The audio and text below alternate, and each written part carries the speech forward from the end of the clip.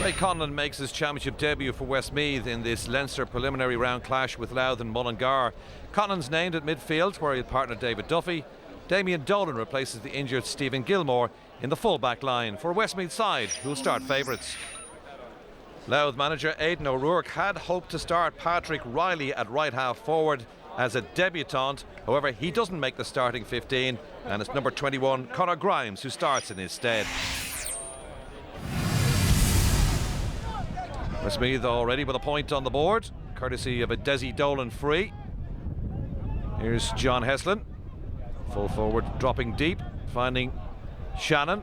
Out to Kieran Martin, and left-footed extends Westmeath's lead. Nice score from out on the left-hand side. Louth trailing by 3 points to no score. Could certainly do with something.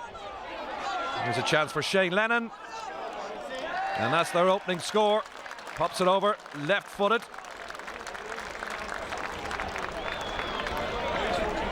And Louth certainly have come into the game in the last few moments. Here's Derek Maguire. Chance perhaps of a goal for Maguire. Oh, didn't miss the far post by much. Left-footed across the goal. Louth really have settled now. Here's Maguire, who missed that goal chance a few moments ago. That's a lovely score on the run from Maguire. They're all square now in Mullingar, 4 points apiece. Here's Jerry Egan for Westmeath. Out an awful lot of room. Here's Desi Dolan.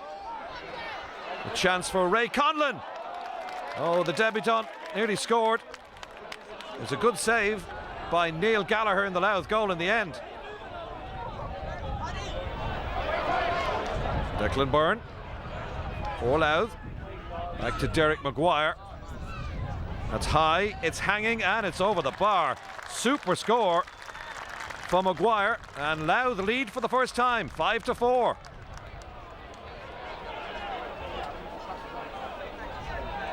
Declan Byrne out on that right-hand side. Inside of him is Brian White. To Andy McDowell, and Louth extend their lead just before half-time. They now lead by 2. Here's Jerry Egan out on that right-hand side, surrounded by Louth defenders, but gets his shot away. And he's cut the gap back to a brace of scores.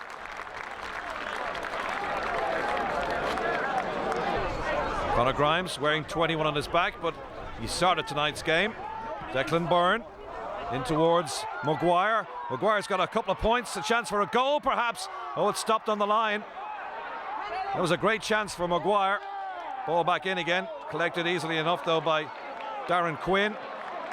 Quinn taking over from Gary Connaughton, a long-time Westmeath goalkeeper who retired this season. And between himself and the defender, stopping Maguire getting a goal. Callum McCormick for Westmeath, looking for a bit of support, and he gets it from Kieran Martin. Chance of a goal for Martin, and a super finish, and Westmeath are back into the lead. Nice set-up play. Struggling to get back was Derek Crilly,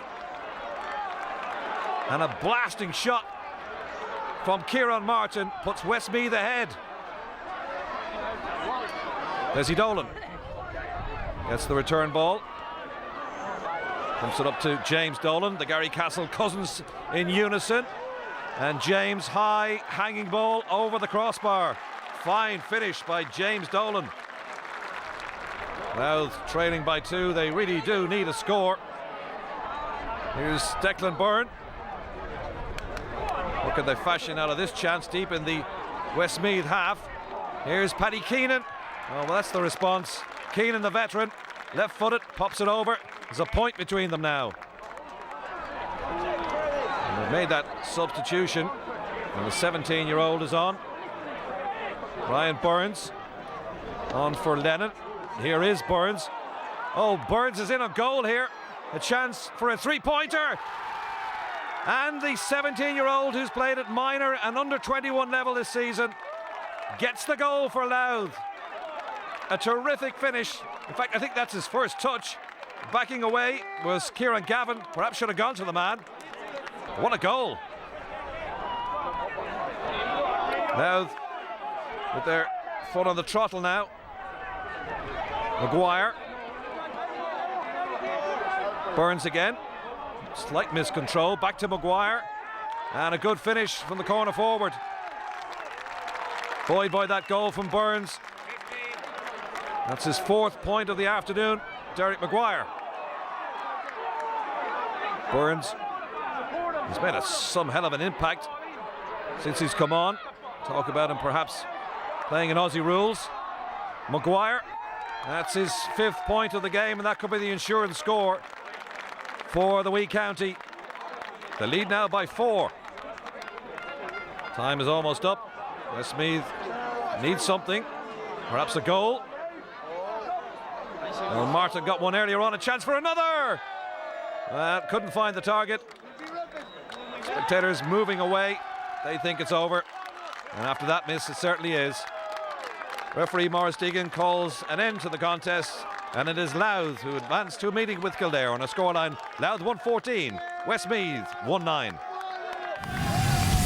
To be honest, we felt if we could get over the line today, we're capable of matching anybody in the province, and we've got Kildare in 3 weeks. I'm sure they had a really good look at us today, and we'll just go about our business and give it a rattle in 3 weeks again. There's a huge amount of work into those guys the last 4 to 5 weeks. It's been a very difficult league campaign in Division 1 and then come out and play in Championship, and we knew Louth were going to be very, very good. You know, they beat Laois last year, so we knew coming here wouldn't have been that easy, but they just were far more hungry than we were and got the goal at a crucial time for them, and they kicked on from there, you know.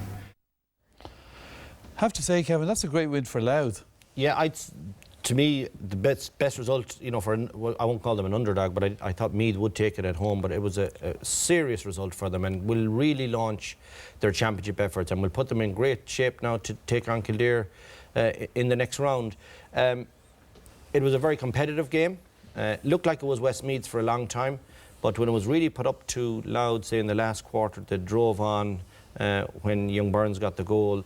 They finished it off fairly quickly and fairly neatly to really record a super win for them, you'd have to say. Yeah.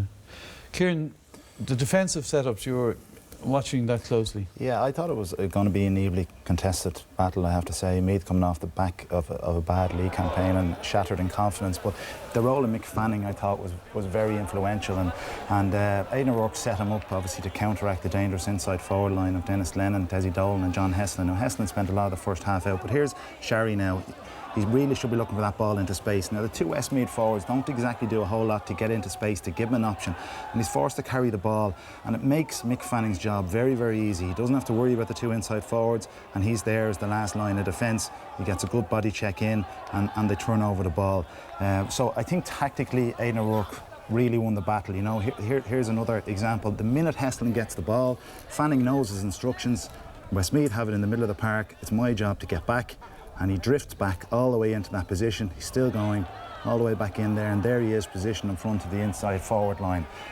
So it was a very effective tactic, and to me it was, you know, the key reason. We know that Louth play a defensive game, that's Aidan O'Rourke's style, but Louth went there last night knowing that they had to counteract Westmeath's most dangerous. Play a defensive game, that's Aidan O'Rourke's style, but Louth went there last night knowing that they had to counteract Westmeath's most dangerous line, and I think they've done it very, very effectively and was possibly the win in the game for them. Yeah. And of course, Kevin, we all love to see a youngster come and make his name. And Ryan Burns did for Louth. My God, did he? Yeah. And it's a very interesting piece that we put together on him. He makes his own luck, but he gets lucky in the first instance when the number 4, Kevin Maguire, actually gets hurt and he's not able to take the covering position. And then he makes the most of the break. And the minute he sees the goal, he's going straight forward. And this is where the debate started in the office today. He makes great tracks. You can see what's ahead of him. Kieran Gavin and Darren Quinn in the goal, I think, do a great job. There's only a point in it. Would you take your point? Would you make sure you're going to get the goal? They narrow the angle. There's Conor Grimes screaming first. But he's just 17, 18 years of age. And I won't say the innocence of youth, but fearlessness of youth. And he takes on the narrow side and sticks it brilliantly. Yeah. But